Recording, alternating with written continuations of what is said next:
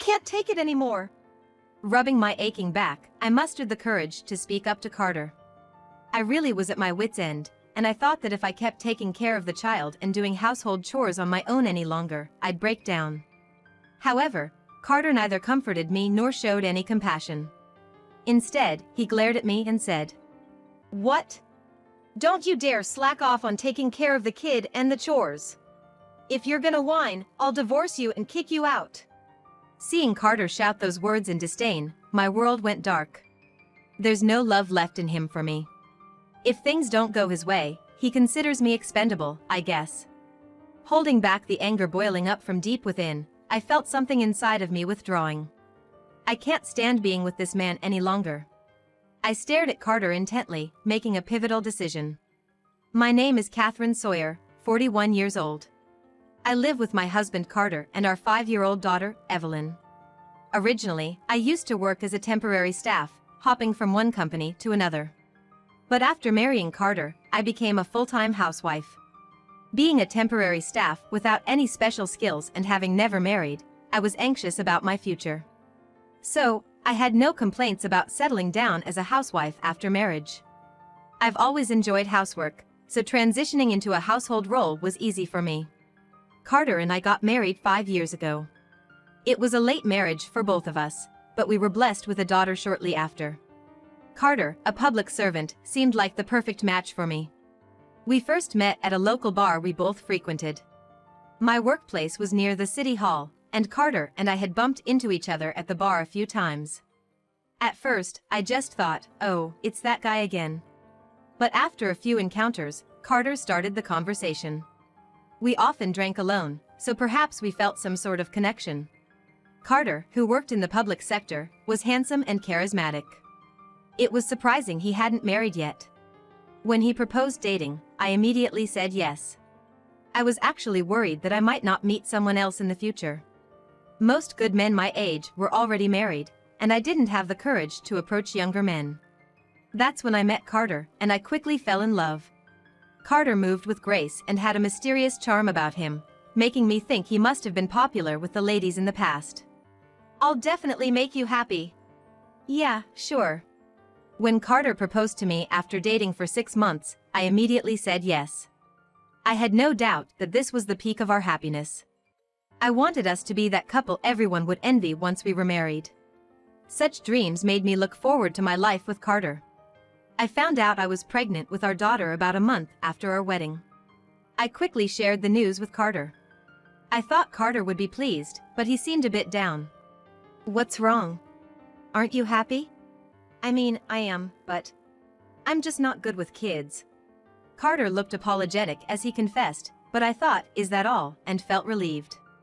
There are plenty of folks out there who aren't naturally good with kids, but that doesn't mean they can't become good parents. "It'll be okay. Our child will definitely be adorable." "I hope so. I might just leave most of the parenting to you." "It's okay. I love kids, so we'll figure it out." Back then, I didn't think too deeply about Carter's words. Even if one isn't fond of kids, surely seeing their own child would make them fall in love. So, all I wanted then was to reassure Carter. A few months later, our daughter Evelyn was born safely. There were concerns because of my age, but I was relieved when everything went smoothly. Carter didn't attend the birth, so his first meeting with Evelyn was the day after. "Look how tiny and cute her hands and feet are." "Yeah, they are." Contrary to my expectations, Carter didn't seem too excited looking at newborn Evelyn. Perhaps he didn't find newborns cute? I've heard that paternal instincts can sometimes kick in slower than maternal ones. I was understanding at the time, but even after we returned home from the hospital, Carter's demeanor didn't change. Even after seeing me exhausted from the challenges of new motherhood, Carter just went about his work routine. I didn't expect him to get up in the middle of the night for feedings, but a little sympathy would have been nice. About a month after giving birth, after we had Evelyn's christening, I decided to express my feelings to Carter. "Hey, do you think you could help a bit with the baby or housework? Even just on your days off? If you can, maybe I could get a bit of rest." Carter listened to my argument and his face hardened. I braced myself, wondering if I had said something to upset him. "That's tough. Huh, why? When Evelyn was born, I think I told you, I'm not good with kids. Plus, I can't do any household chores. It's all right, isn't it? I work as a public servant and bring in the money. Housework and childcare, that's the least of my worries. Got it? His tone was matter of fact, but there wasn't a trace of kindness in Carter's words. The way he talked about bringing in the money sounded condescending, as if he looked down on stay-at-home moms. I was shocked. Carter had never treated me with such disdain before. For the first time, I felt deeply hurt by Carter's true feelings. But I think parenting is a job for both of us. Even when I timidly objected, Carter just shook his head. I can't do parenting. Just like I said at first. But you were okay with it, Catherine. I left childcare to you. Even though he wasn't angry or upset, Carter's words were cold, casting a dark shadow over my heart. Feeling abandoned by my husband, I looked at our sleeping child in my arms. Sure, kids are adorable, but when they cry intensely, it's mentally draining. All I wanted was for Carter to help out just a little. And yet, he dumped everything on me. Seeing my downcast mood, Carter left for work without a word.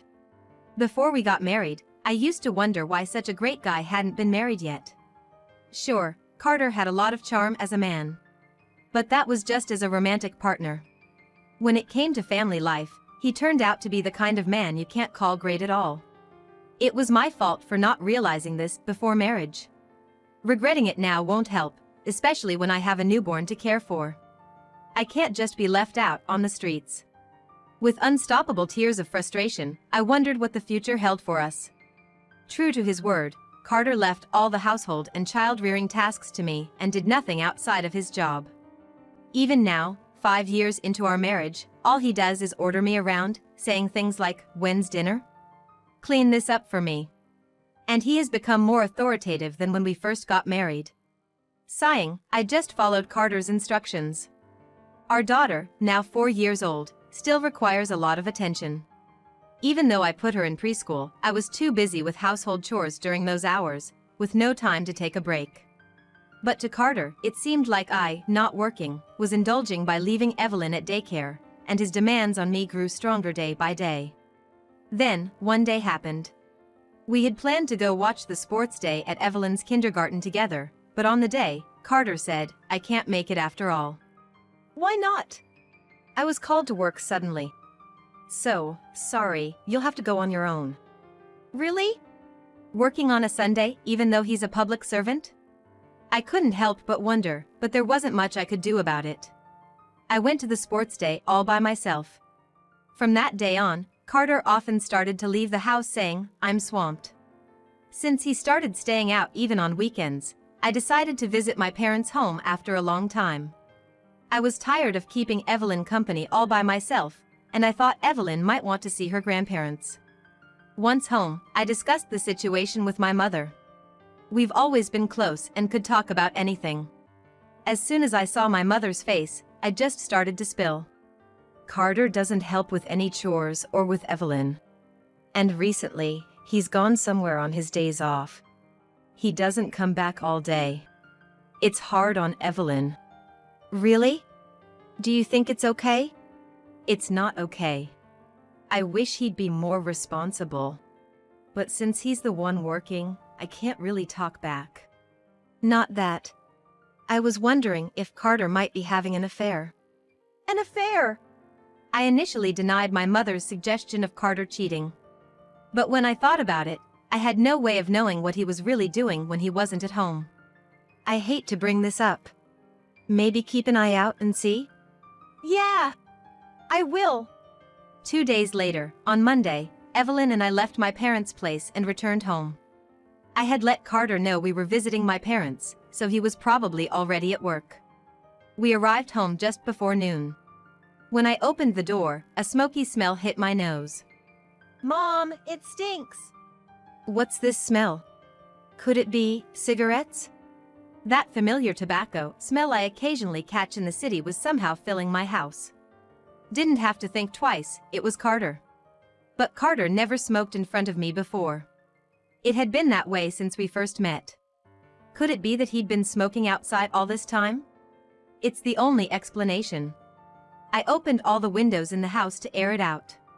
Then, when I went to the bedroom, to my surprise, tissues were scattered everywhere, and there were a bunch of liquor bottles and cans.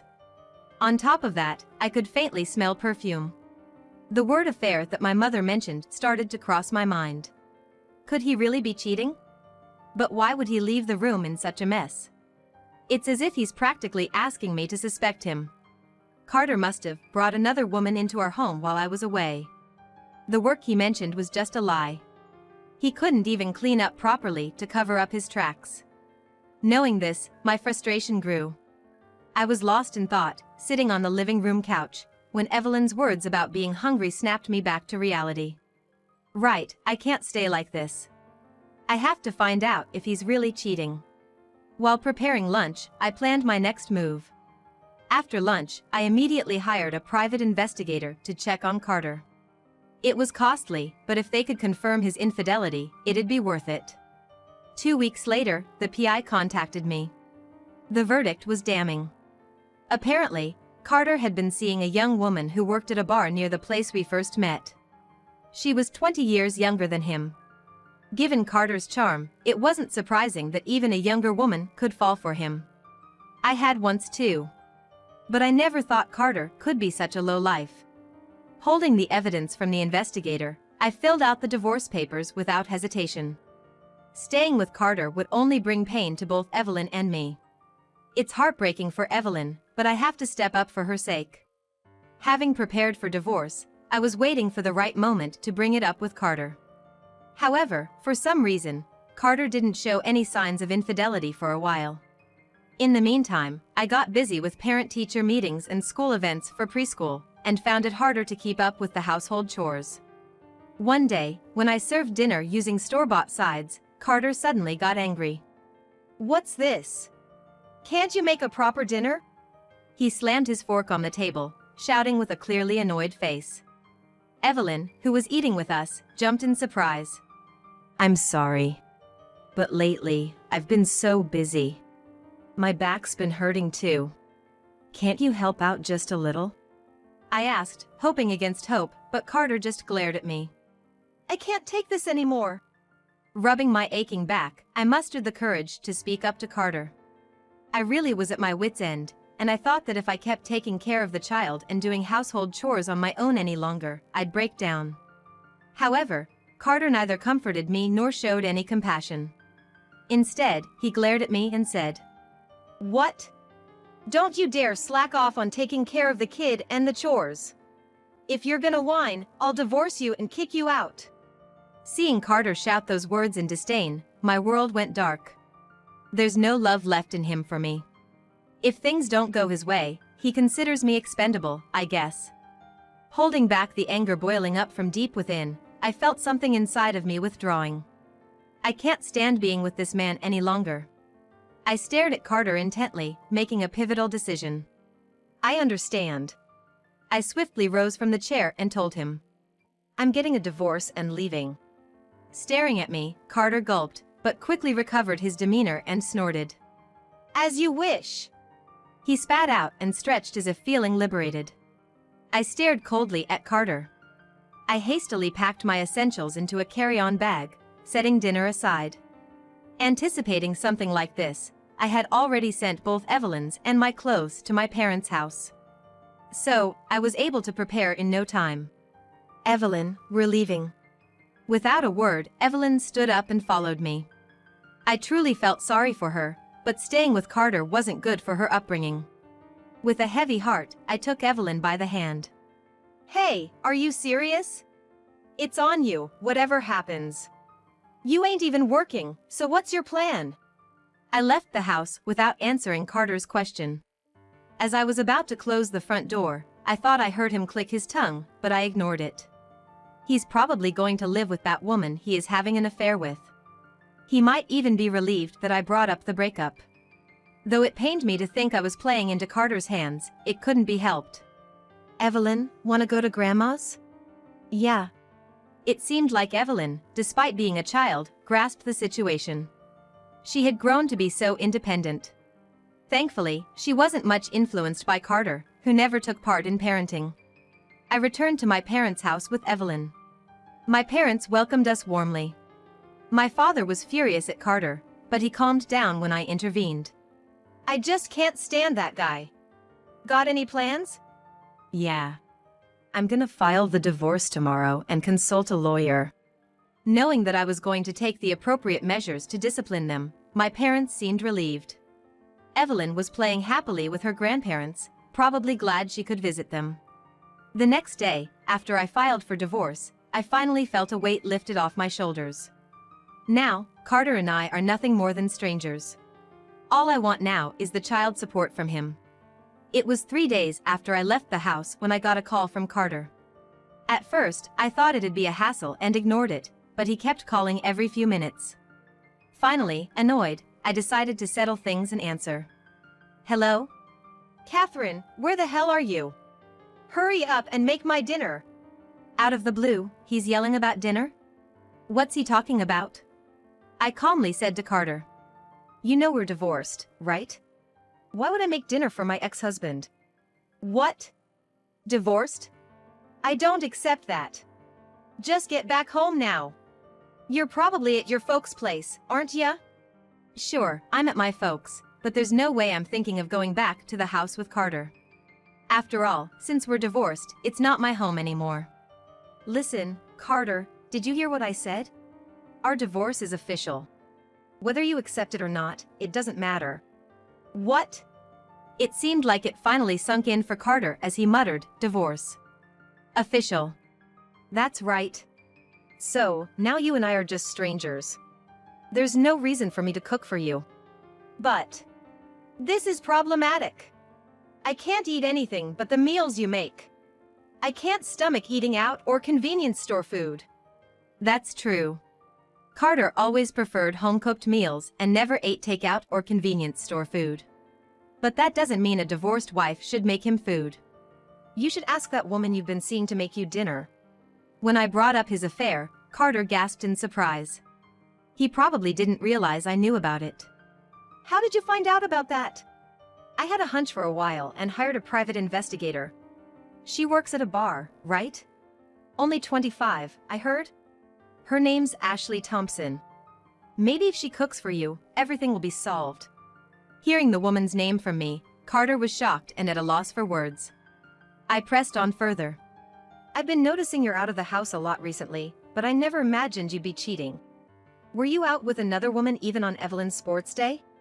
It's just disgusting. Why should I cook for someone like you? Considering Carter and I are already divorced, I was on the offensive. Carter, seemingly caught off guard, hesitated on the other end of the line. Well, if you already knew, that makes things simpler. Please, Catherine, Ashley can't cook. At this rate, I feel like I'm gonna starve. Don't you think Evelyn would miss not having her father around? It was low of him to bring up Evelyn's name. I did feel somewhat guilty for taking her father away from her. As I struggled for a response, Evelyn unexpectedly approached me while I was on the phone. Go over there for a moment, I whispered, but Evelyn innocently asked, Daddy? He must have heard her, as he exclaimed loudly, Yes, it's Daddy. You miss living with me, don't you? I closely watched Evelyn's reaction. Evelyn pondered, tilting her head, and then simply said, Nope. For Evelyn, as long as I have Mom, Grandma, and Grandpa, I'm happy, she replied cheerfully. But hey, only Daddy can play those lift-up games with you, and you'd want to go out together, right? I'm okay if I have Mom. I love Mom way more. No. Hearing Evelyn's honest feelings seemed to crush Carter. It's only natural to feel that way, considering Evelyn's feelings. Carter had barely been involved in parenting. It's only natural for Evelyn to feel she doesn't need a father like that. Hearing Evelyn's words almost brought tears to my eyes. That's how it is, so we're officially parting ways. Expect a call from my lawyer regarding child support. Oh, and do let Ashley know she'd better be watching her back as well. Child support? Why do I have to? Isn't it obvious? Do you even realize what you've done? Cheating while having a family. You were prepared for the consequences, weren't you? It's just, with Ashley. I didn't even want to hear the rest. Cheating without even realizing the consequences. I can't. Ashley's pregnant. I don't have that kind of money. I'll need to support the coming baby too. Please, just forgive me. Pregnant? What a clueless man. I listened in disbelief to Carter's words. Yeah, that must be tough. Planning on pushing the responsibility of the child you're bringing into the world onto your partner, huh? But it doesn't matter. You are going to pay child support. With a commanding tone, I said that and hung up before I could hear Carter's response. The phone rang again immediately, but I wasn't in the mood to pick it up anymore. From now on, my lawyer will handle it and will probably get in touch with Carter. I dropped the phone and took a deep breath. Evelyn was looking at me with a big smile. She was holding a stuffed puppy that my mother had bought her. Mommy, wanna play with me? What should we play? Let's play house. All right. Let's go over there. Okay. Holding her stuffed puppy, Evelyn ran off to the living room where my mother and my father were. I want to protect Evelyn's smile for the rest of my life. After all, I'm the only parent she has. Later on, it seems my lawyer settled things with Carter, and I'll be receiving child support monthly. It turns out Carter doesn't have any savings and likely borrowed from his parents. His parents called me and kept apologizing. It was sad to think that such decent parents had a son like that. Apparently, Carter sold our shared house, but most of the money went towards paying off loans. Having lost his place, Carter, of course, moved back with his parents. It seems they've made Carter handle all the household chores. I bet he's struggling now with both housework and his job. The woman he cheated with has rethought the idea of marrying someone with debts and plans to have a child without getting married. She must be financially strained as well. But I don't feel sorry for her. It's the price they pay for their actions. I did hope, as a fellow mother, that she'd give birth to a healthy child. I've been staying with my parents and job hunting. I was a bit excited about working again after a long time. Of course, it will be tough, but I was prepared for it. I'm not like Carter. I have a sense of responsibility to raise Evelyn properly. I felt I could overcome any hardship for Evelyn's smile. Mommy, thank you always. Evelyn hugged me before bedtime. She seemed to understand that I was trying hard. I hugged Evelyn back and whispered, "Thank you for coming into my life."